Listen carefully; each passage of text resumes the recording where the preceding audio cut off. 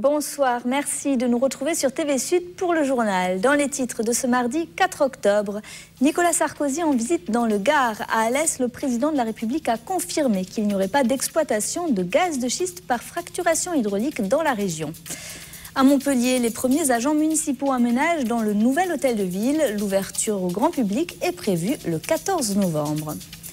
Les 5e assises du tourisme se tenaient au Pont du Gard aujourd'hui, alors que la saison 2011 s'annonce exceptionnelle. L'accent est mis sur la labellisation des lieux. Et on terminera ce journal avec les premières images de l'exposition Gallimard, un siècle d'édition qui débute vendredi au musée Fabre de Montpellier. Nicolas Sarkozy était en visite à Alès aujourd'hui, un événement pour la ville dont c'est la 3e visite présidentielle depuis le début de la Ve République. Un déplacement à l'occasion de l'inscription d'Écosse et des Cévennes au patrimoine mondial de l'humanité. Nicolas Pinchino a suivi Nicolas Sarkozy pendant cette visite. Regardez. C'est dans un décor de rue déserte et de commerce vide que quelques invités triés sur le volet ont pu assister au discours de Nicolas Sarkozy ce matin à Alès. Après avoir visité une demi-heure plus tôt le musée du désert à Mialet en hommage à la résistance protestante des Cévennes, le chef de l'État officialisait l'inscription d'Écosse et Cévennes au patrimoine mondial de l'humanité par l'UNESCO. En acceptant au mois de juin dernier de classer l'Écosse et les Cévennes au patrimoine mondial, l'UNESCO n'a pas seulement rendu hommage à l'âpre beauté de la terre cévenole, elle a voulu aussi honorer le rapport si particulier qu'entretiennent ici l'esprit et la matière. Une visite du président de la République dans le Gard, plutôt bien accueillie par la population alésienne, malgré les difficultés de circulation liées à la fermeture du centre-ville. Un président à Alès, effectivement, ça fait 30 ans qu'elle n'avait pas eu. C'est une reconnaissance de notre ville exceptionnelle, évidemment. Et je pense que Alès, comme le sait tirer profit de toutes ces choses-là, elle nous permettra de faire un bond en avant. C'est une journée importante pour le Gard, pour Alès, pour les Cévennes et pour les protestants. Ça ne durera pas des heures et des heures. 1h30, on peut bien là, adapter. C'est compliqué ce matin, mais bon, c'est pas une matinée qui va nous faire perdre un chiffre énormissime. C'est vrai que ça fait quand même un peu plaisir qu'on a le chef d'État qui se déplace ici, sachant que la dernière fois qu'un chef d'État s'est déplacé ici, c'était Mitterrand. Arrivé depuis à peine 3 heures dans la capitale cévenole, à 13h30, Nicolas Sarkozy repartait. Retrouver son épouse, a-t-il révélé au public. Carla Bruni-Sarkozy arrivant au terme de sa grossesse. Après cette visite présidentielle, la vie alésienne pouvait enfin reprendre son cours normal. Et à l'occasion de cette visite, Nicolas Sarkozy a confirmé l'annonce faite par le gouvernement hier que 3 permis de recherche de gaz de schiste dans la région seraient abrogés. Le président de la République a par ailleurs insisté sur le fait qu'il n'y aurait pas d'exploitation de gaz de schiste par fracturation hydraulique. Une annonce très attendue par les écologistes. Les détails avec Franck Chassagnan. Il n'y aura pas d'exploitation de gaz de schiste par fracturation hydraulique dans le sud de la France. L'annonce de Nathalie Kosciusko-Morizet, ministre de l'écologie hier soir, a bien été confirmée aujourd'hui par Nicolas Sarkozy lors de sa venue à Alès. 3 permis de recherche de gaz de schiste qui concernaient votre région seront donc abrogés. Dans les autres régions, grâce à la loi Jacob, les exploitants ne pourront pas procéder à l'exploration ou à l'exploitation des gaz ou des huiles de schiste.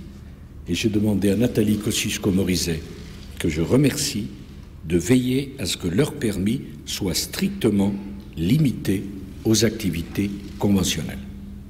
C'est clair et c'est définitif. Une annonce applaudie par l'ensemble des personnalités présentes dans la salle du cratère. Un soulagement même pour les plus engagés.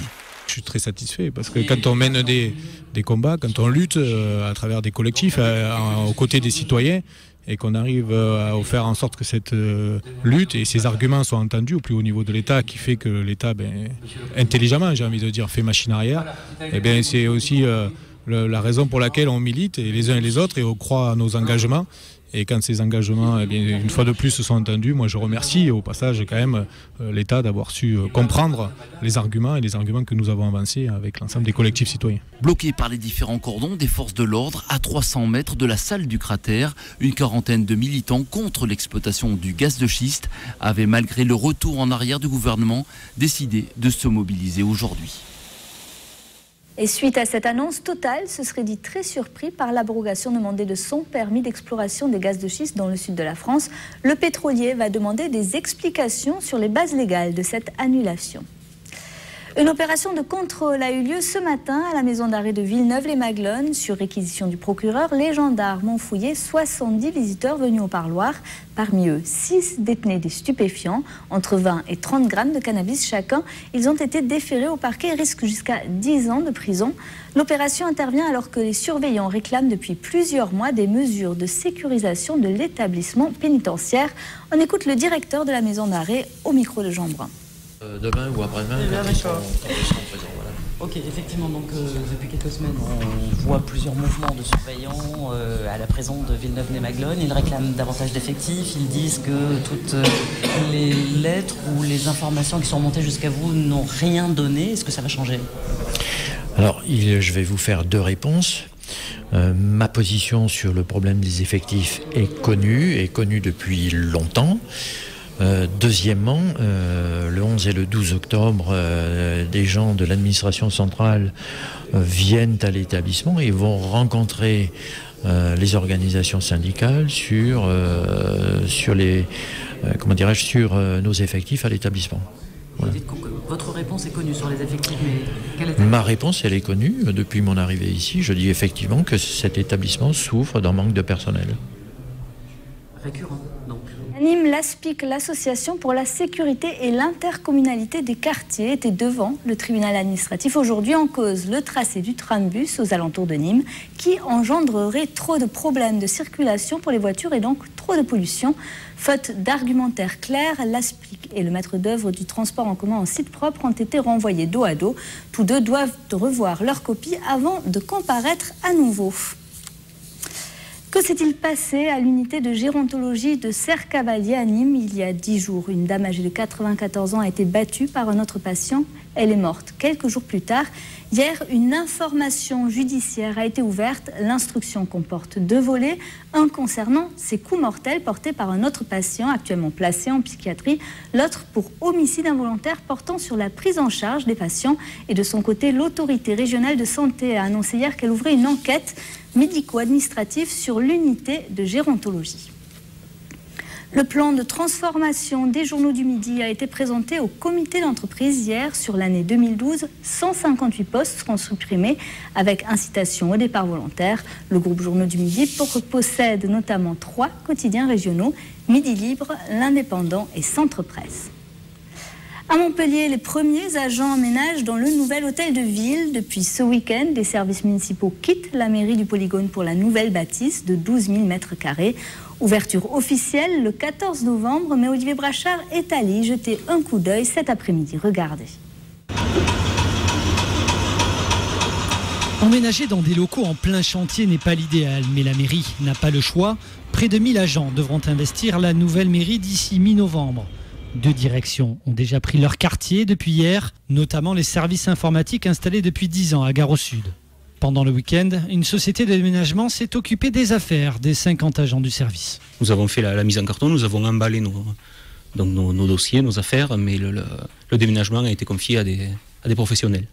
Vous êtes arrivé hier, vous avez retrouvé vos cartons ? Voilà, nous sommes arrivés lundi dans nos nouveaux bureaux avec le matériel qui avait été livré sur place.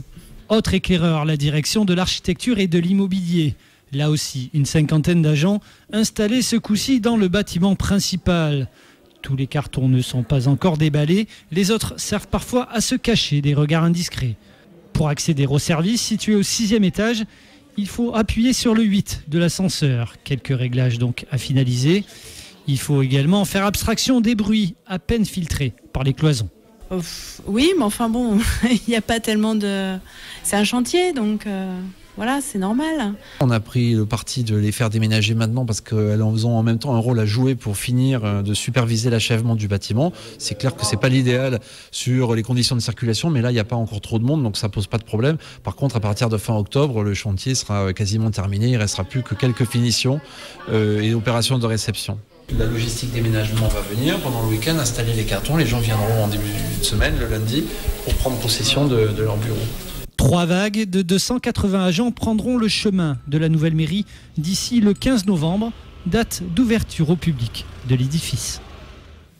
Et au Parti socialiste, la tension monte à quelques jours des primaires. Hier soir se menaient de nouvelles négociations pour réintégrer les exclus de l'Hérault. Le bureau national du parti devait étudier ce soir la réintégration de tous les exclus du Languedoc-Roussillon, hormis ceux de l'Hérault. Une question délicate qui ne sera, d'après nos informations, évoquée qu'après les primaires.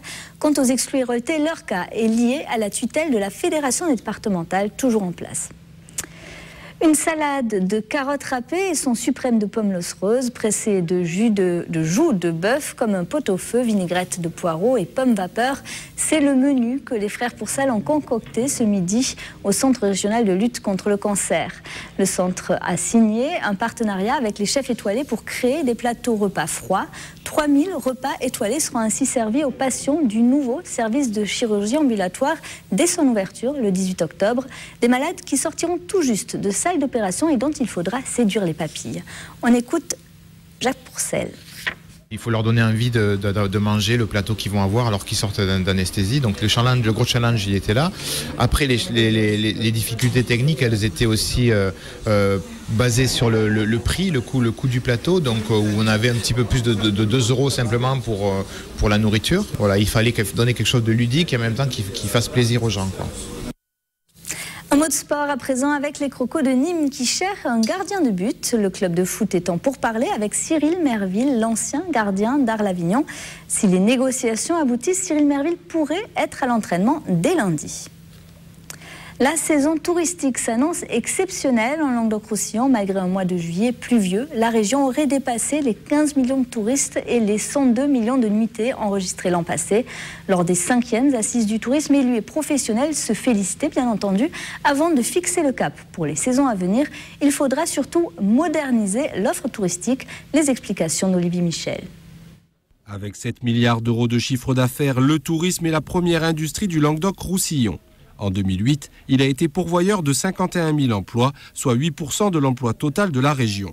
Afin de poursuivre son développement, des stratégies sont établies, comme le renforcement de la marque Sud de France. Elle était jusqu'à présent essentiellement utilisée pour l'agronomie et également la viticulture, sur le multisecteur aussi, mais pas de la même façon. Aujourd'hui, c'est une marque qui va, en France surtout, être beaucoup plus apposée comme une marque de destination. Cela l'était déjà depuis quelques années, depuis 2008, mais ça devient aujourd'hui une marque ombrelle, donc destination et art de vivre.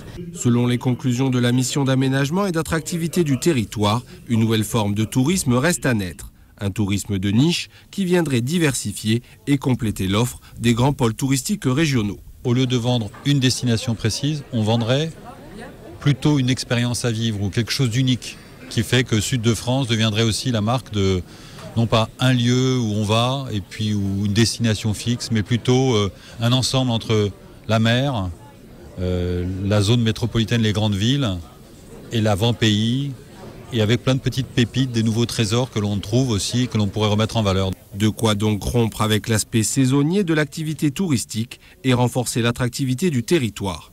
Le Languedoc-Roussillon est la 4e destination touristique en France. Au musée Fabre à Montpellier, l'exposition Gallimard est en cours d'installation. Hier après-midi, certaines pièces majeures ont été mises en place. Une fiche de lecture et quelques pages du script de L'étranger d'Albert Camus, par exemple. Des pièces rares issues des archives de la maison d'édition qui entretient une relation étroite avec la ville de Montpellier. En effet, c'est autour du musée Fabre qu'André Gide, figure emblématique des éditions Gallimard, a passé une partie de sa vie, comme l'explique le conservateur général au micro d'Alexandre Clabaud et Antoine Moutot. Il a fréquenté le lycée de Montpellier. D'ailleurs, le lycée de Montpellier se situait dans ce bâtiment là où on est actuellement, puisque à l'époque, le bâtiment il y avait une bibliothèque, un musée et un lycée. Son oncle habitait rue Salle-l'Évêque, donc comme il était au lycée, il allait souvent le voir. Il habitait dans l'hôtel de Castelnau, qui actuellement est la Maison des Relations Internationales, et un autre hôtel à particulier à côté, puisque cette famille possédait les deux. C'était une famille d'universitaires protestantes, très cultivée. Gallimard, un siècle d'édition, c'est à voir au musée Fabre à partir du 7 octobre. C'est la fin de cette édition. Merci pour votre attention. Vous pouvez retrouver ce journal sur le site internet tvsud.fr. Prochain rendez-vous avec l'actu demain à 12h30. Passez une très belle soirée sur TV Sud.